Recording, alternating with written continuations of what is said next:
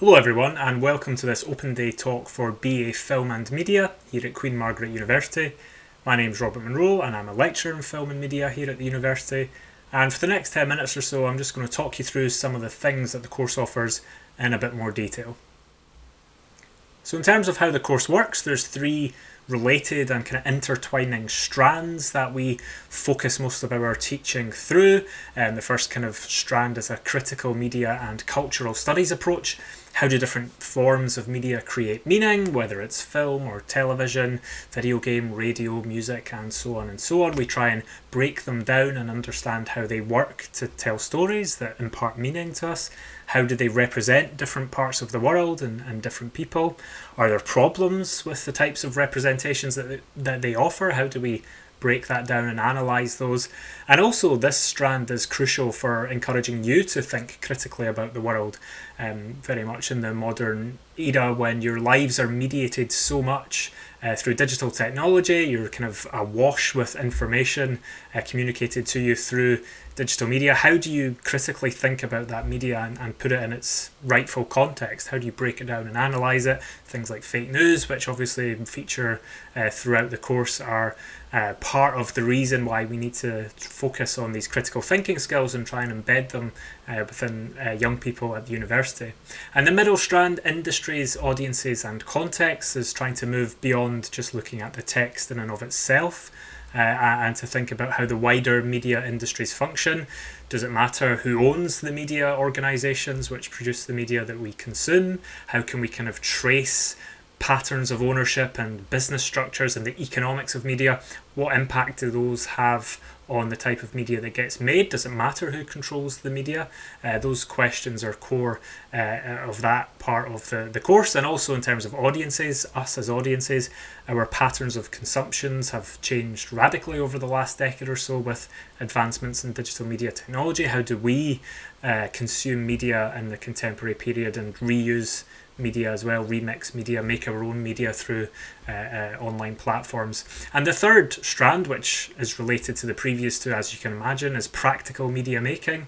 Quite simply, how do you create your own forms of media? How do you create your own short films, your documentaries, news stories, radio, podcasts, so on and so on? We'll give you the practical skills to help you to get started along that route. How do you work collaboratively with peers if you're seeking a career in the media industries come the end of your degree? One of the things you will have to get used to is working with other people towards a shared goal. You do quite a lot of group work here at the university. And also in terms of the kind of economic aspects of it, how do you create a career for yourself as a freelancer? How do you come up with a business plan, a kind of personal growth plan? We have that aspect of the course as well. When you get into third and fourth year in the course, you can start to tailor it towards these three strands, whichever one kind of speaks most powerfully to you.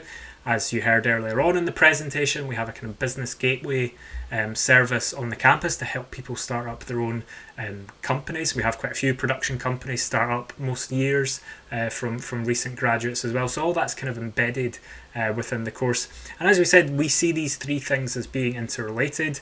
If you can understand how to break down texts to see how they create meaning, if you can understand some of the issues of representation across the media, if you can understand how the media industries works in terms of the economic and the business aspects of it, and how ownership works, how policy works, then you're going to be a better media maker if that is the aspect that you want to follow. If you want to make your own production company, if you want to produce media come the end of your degree, having a knowledge of the other aspects is really crucial to make sure that you emerge into the world well informed and knowledgeable about the media landscape that you might be entering into.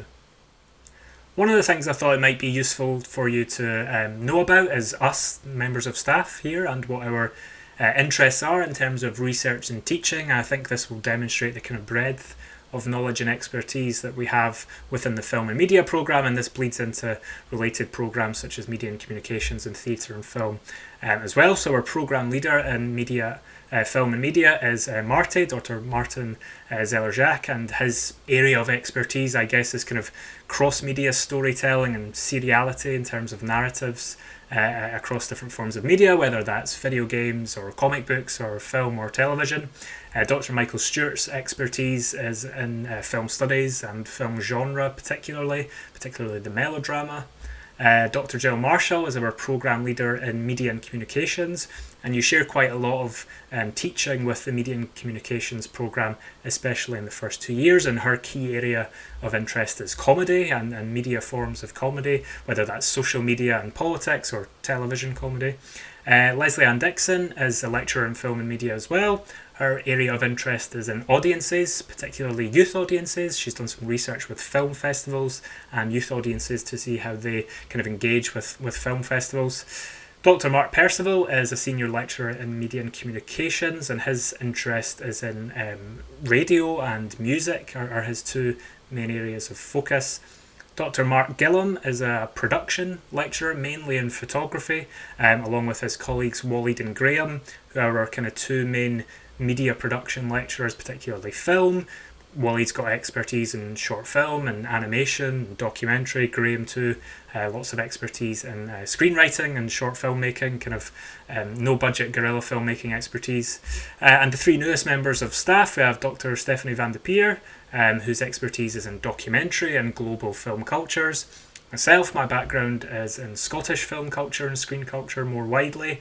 I'm also really interested in videographic work, video essays, and the kind of blurring of the lines between practice and theory that we can talk about in a moment. And Dominic Hind is a freelance journalist by trade who's been published widely across the UK and Scandinavia, and he teaches lots of modules looking at the environment and global journalism and digital media production as well. In terms of the programme structure, these are the types of modules that you'll be studying across your 3 or 4 years here at Queen Margaret University. The modules that I've highlighted in the kind of peachy colour there are your core film studies modules, your film theory modules across years 1, 2, 3 and 4. But as you can see across those years, you get a really broad experience, particularly in level 1 and 2, of lots of different types of media that you can study and analyse, whether that's production. There's 2 specific modules in year 1, 2 specific modules in year 2 as well, across both film, documentary and online journalism too. As I mentioned, when you get to year 3 and 4, you have more options to tailor the course towards your specific interest, and we call them elective modules. Like I said, if you're more interested in production, you can take modules on kind of screenwriting and video production. You can do modules on photography. Here's the list of electives that we have here. Now these change, so they might change a little bit by the time that you get to 3rd and 4th year, but again, I just think it's a good way to demonstrate the breadth of options that are open to you from the expertise that you saw previously in terms of staff and the different areas in which we teach. So you can see there's a broad range of things that we teach, from journalism to music to screenwriting to photography to political communication. You know, there's really a kind of route through this program for anyone with an interest in the media.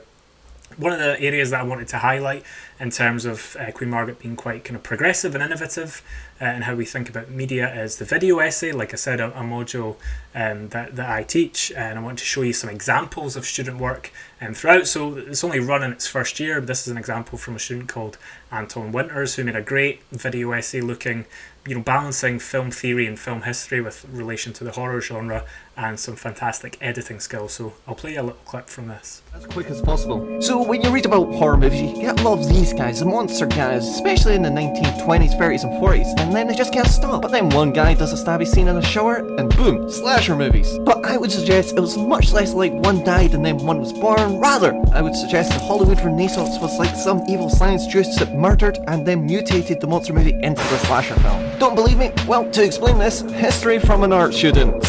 I'm so sorry.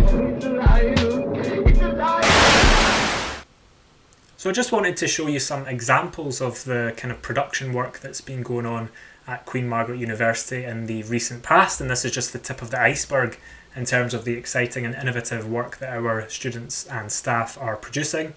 Waleed Salhab, who I mentioned earlier, has got experience across both fiction and non-fiction storytelling. His film about the Kelpies, the construction of the Kelpies, went viral. It's had hundreds of thousands of views across the globe.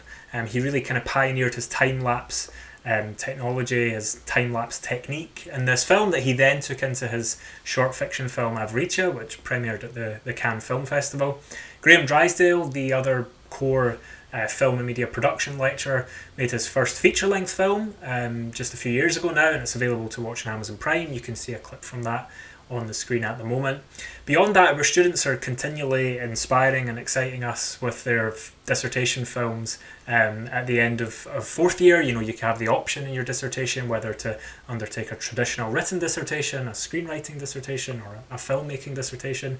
And you can see some examples on the screen of the terrific work that's been undertaken over the last 3 or 4 years, both in fiction and animation, stop motion animation there as well, documentary. Alexandra Gilbert went to Ukraine earlier, just before lockdown actually, to make her documentary film about Chernobyl and tourism, the kind of tourism culture that's built up around Chernobyl. So you can see some really exciting examples there. And another area which I mentioned earlier that students often go into is setting up their own business at the end of their studies, and sometimes while they're still here studying too. So Louise Duncan and Anton Winters created their company Naka Media over the last year, and they've been getting production work off the back of that. You can see the trailer for their new company there, and they very much follow in a kind of strong tradition of that at Queen Margaret University. Michael Grant and Agata Jagodowinska created their company Raw Film Productions almost a decade ago now, and they're still going really strong with documentaries, short films for charities. Their most recent work was filming the First Minister Nicola Sturgeon at the beginning of the lockdown, the COVID-19 outbreak. They produced this fantastic informational series of videos on YouTube where children asked questions to the First Minister and she responded. So hopefully that gives you a taster of the different kinds of work that might be available to you in the production sphere across the 4 years of your studies here. And just to finish up, I want to now pass over to one of our film and media students, Ewan McBride, who's just starting his 4th year with us here. He's just going to give you a wee bit more information about what the course has meant to him, some of the things that he's found interesting in his time here, some of the extra curricular activities that he's been involved with as well. So I chose Queen Margaret University for my undergrad as I studied an HNC at Edinburgh College. QMU has a really good reputation in the city as a very contemporary, focused and progressive university. In contrast to some other institutions that had applications in for on courses which are a little more traditional in their approaches, QMU has a really strong reputation for being progressive and contemporary. So particularly when going in to study anything in the creative industries, with the incredibly quick and massive volumes of change that happens with digital distribution, QMU seemed to be the kind of leader in regard to its approach to the creative industries. So some of my favourite aspects of the film and media programme at QMU would be probably in regard to its nature of a hybrid study and how it blends both the theoretical and the practical aspects of filmmaking, where students on this course throughout the full 3 or 4 year undergrad with honours get to have experience in the technical aspects in regard to production. There's a very good production unit in QMU, and also get to study the theoretical and kind of really dive in deep to kind of moving image culture. So that's been one of the highlights for me, is being able to really determine where skills lie or where passion might lie in regard to whether choosing to go down a theoretical approach towards film or a practical approach towards film. QMU kind of toes a nice balance between the two. I think some of the most surprising aspects of the course are how it's kind of been a launch pad into other things. Whereas I think a lot of people coming to university imagine that they'll be solely focused on their undergrad degree, and that they're not going to have time for kind of any extra or extracurricular pursuit. Whereas QMU is very encouraging of students in the film course to do as much production as they can, and full access to all of the AV equipment. Some really good, quite recently upgraded equipment that's available. So to detail a little more about extracurricular, activities that go on, as well as the kind of stuff that's organised through campus, such as the film societies. There's lots of different specific societies available on campus. I think there was a production society that was just established recently in this semester. So there's that aspect, as well as external screenings. But for production, with a few fellow undergrads in my cohort, we established a little production team and decided to start making. We just really enjoyed making films together in the course, so we decided to start putting some productions together outside of the course. And this year got some funding through the Vice Chancellor's Fund, which was through QMU, to finance our first short film, which is going into production in March of 2021. So that was all through Queen Margaret University. So that's quite exciting. So through not even graduating yet and starting to get the ball rolling on independent production work. That brings us to the end of this open day talk for film and media at Queen Margaret University. Please do get in touch with us if you have any further questions, either via the chat function during the open day itself, where me or one of my colleagues will be available to speak to you and give you some more information about the course, or there are some contact details there on the screen too if you want to get in touch with us beyond that point, and hopefully we'll see some of you at Queen Margaret in the not too distant future. Thanks for listening.